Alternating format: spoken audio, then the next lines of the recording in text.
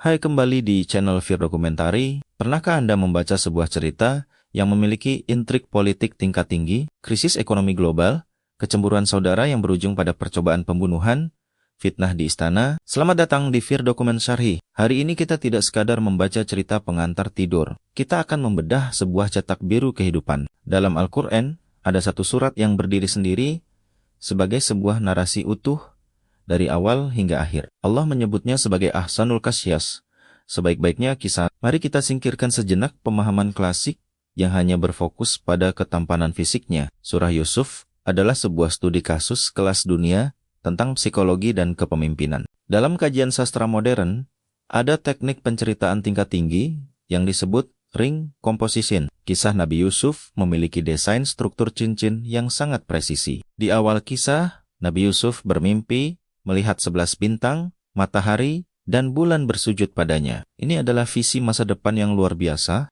dan di akhir kisah, visi ini terwujud ketika keluarga besarnya bersujud menghormatinya di Mesir.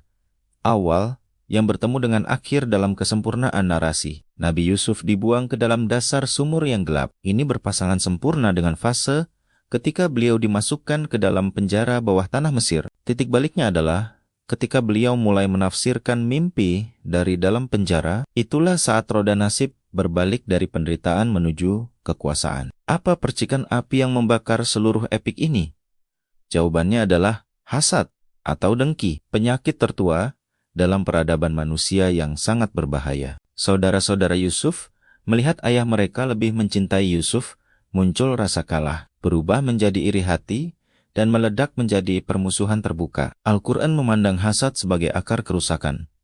Ingatkah kita pada iblis? Keengganannya menghormati Nabi Adam berakar murni dari hasad dan kesombongan. Lalu bagaimana Islam memberikan penawar untuk hasad? Al-Quran mengajarkan kita untuk mengingat bahwa setiap nikmat datangnya murni dari Allah.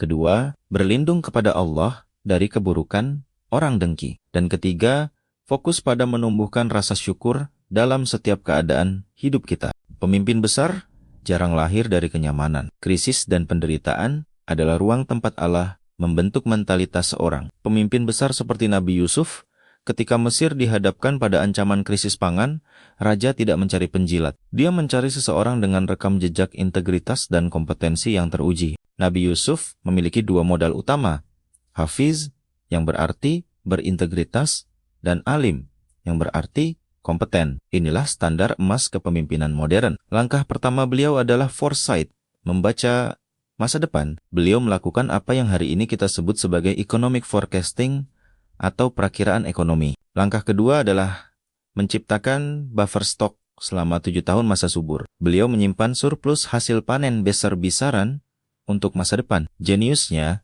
gandum-gandum itu dibiarkan tetap pada bulirnya. Secara ilmiah, ini membuat gandum tahan lama dan terhindar dari hama selama bertahun-tahun. Langkah ketiga adalah distribusi terkendali. Tidak ada panic buying atau penimbunan. Semua didistribusikan secara adil, tertib, dan terkendali oleh otoritas pusat. Pada akhirnya, saudara-saudara yang dulu membuangnya datang mengemis kepadanya. Secara logika manusia, ini adalah waktu yang tepat untuk balas dendam. Tapi Nabi Yusuf memilih pemaafan. Beliau tidak mengungkit masa lalu. Reputasi kepemimpinan beliau ditopang oleh kesabaran dan ketiadaan dendam.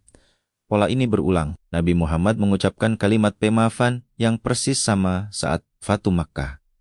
Pergilah, kalian semua bebas. Kisah Nabi Yusuf adalah cermin tentang menghadapi hasad, memimpin dengan integritas, dan memaafkan saat kita memiliki kekuatan untuk membalas. Jika Anda menemukan perspektif baru, bagikan pandangan Anda di komentar. Terus saksikan Fir Dokumentari untuk membedah Al-Quran dengan kacamata berbeda. Saya dari Fir Dokumentari, sampai jumpa di video selanjutnya. Wassalamualaikum warahmatullahi wabarakatuh.